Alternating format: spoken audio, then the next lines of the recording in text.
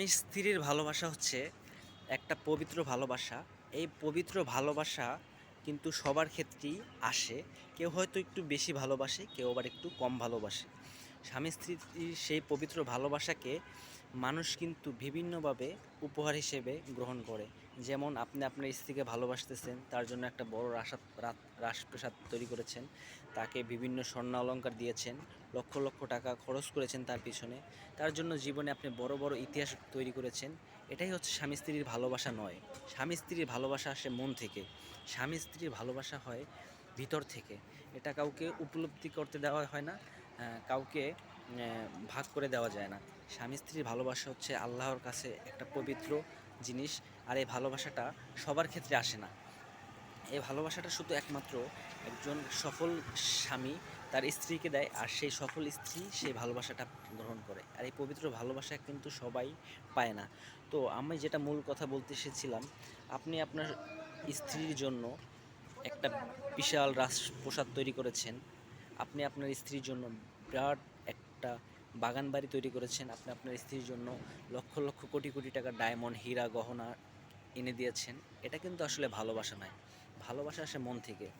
আপনাকে যদি উদাহরণ দিয়ে যদি বলতে চাই, আপনাদের যদি উদাহরণ দিতে চাই, সেক্ষেত্রে দেখবেন মানুষের বড় বড় রাজপ্রাসাদ থাকে, মানুষের বড় বড় বাগান বাড়ি বিলাসিতা থাকে, স্বর্ণ অলংকার থাকে, কিন্তু তাদের ভিতরে দেখবেন স্বামী স্ত্রীর ভিতরে প্রতিনিয়ত ঝগড়া লেগে থাকে, বিবাদ থাকে, তাদের মনে শান্তি নেই, সুখ নাই, কোনোটাই তারা কিন্তু একমাত্র পায় না। তো আমার কথা হচ্ছে স্বামী স্ত্রীর পবিত্র ভালোবাসা কীভাবে আসে সেটা বোঝানোর জন্য আপনাদের সাথে কথা বলা।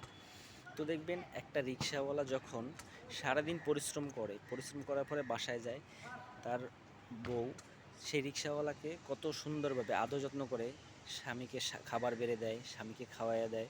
স্বামী সারাদিন রাস্তায় পরিশ্রম করে, কত কঠোর পরিশ্রম করে, একটা দিনমজুর পরিশ্রম করার পরে টাকা নিয়ে আসে, সেই টাকা এনে বাজার করে সেই স্ত্রী তাকে কিন্তু ধারে বসিয়ে আদর যত্ন করে কিন্তু খাওয়ায় দেয়।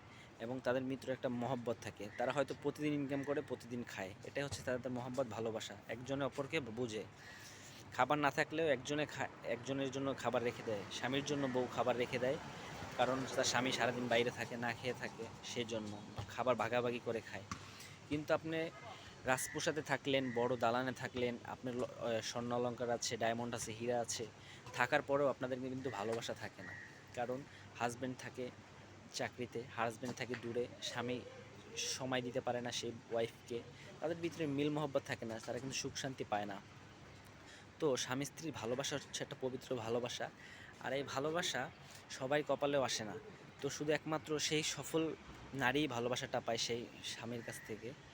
তো যারা স্বামীকে এখনও ভালোবাসেন না, অবহেলা করেন, অবশ্যই আপনারা আপনার স্বামীকে ভালোবাসবেন। কারণ এই দুনিয়াতে আপনার স্বামী হচ্ছে আপনার একমাত্র আপন। তো আমার কথাটা আপনারা বুঝতে পারলে অবশ্যই লাইক কমেন্ট করে যাবেন যে আমার কোথাও ভুল হচ্ছে নাকি।